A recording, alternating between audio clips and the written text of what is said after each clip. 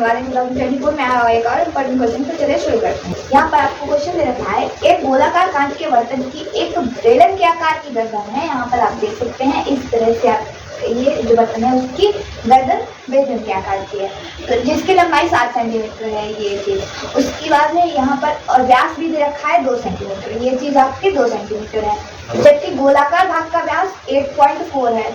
यहाँ पे ये जो व्यास रखा है वो है आपका 8.4।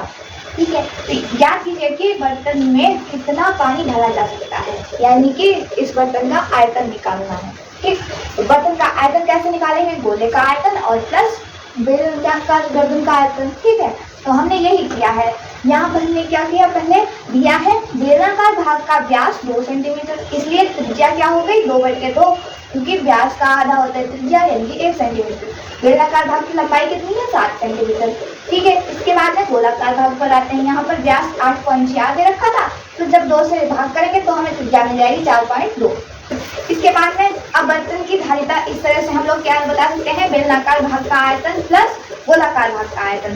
तो बेलन का आयतन होता है πr² प्लस गोलाकार भाग के लिए हम लोग गोले का आयतन यूज करेंगे, यानी कि 4/3 πr³ का मान 22/7। r का मान क्योंकि बेलन की त्रिज्या 1 थी इसलिए 8 का स्क्वायर गुणा कराई h बराबर 7 से, h का मान 7 रखा, प्लस लगा दिया 4/3 का 4/3 रखा पाई था। ठीक है, तो पाई का मान 22/7 गुणे में r³। r का मान यहाँ पर गोलाकार भाग की त्रिज्या 4.2 है, यही इसका क्यूब रखना है, यानी 4.2 गुणा 4.2 गुणा 4.2। यहाँ पर देखिए 7 से ये वाला 7 कैंसिल हो गया। ठीक है, 22 बचा यहाँ पर, और यहाँ पर 4/3 गुणा 22/7 था, तो यहाँ 7 से 1 4.2 कैंसिल होगा 6 से, क्योंकि 7 से 42 होता है, 0.6 हो जाएगा इसका। उसी तरह से 3 से ये वाला 42 कैंसिल होगा तो यहाँ पर 14 हो जाएगा, 1.4 हो जाएगा मतलब। ठीक है, तो यहाँ पर आपका यहाँ पर भी 22 है और यहाँ पर भी 22 है, इसलिए 22 एक बार बाहर लिख लिया।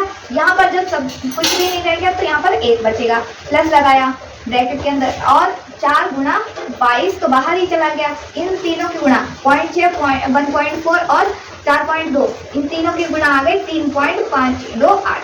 ठीक है, अब इन दोनों की गुणा कराई तो 14.112 आ गया, और प्लस में 1 चल रहा था, जब 1 जोड़ेंगे तो 15.112 हो गया। अब गुणा 22 से कराएंगे तो 332.464, या 4 से 4 सेंटीमीटर क्यूब। ये इसका एक्यूरेट आंसर मिल जाएगा आपको। तो उम्मीद करते हैं इससे आपको क्वेश्चन समझ में आ गया होगा। अगर वीडियो समझ में आई हो तो लाइक कीजिएगा, चैनल को सब्सक्राइब कीजिएगा। फिर मिलते हैं और नए वीडियो के साथ, तब तक के लिए धन्यवाद।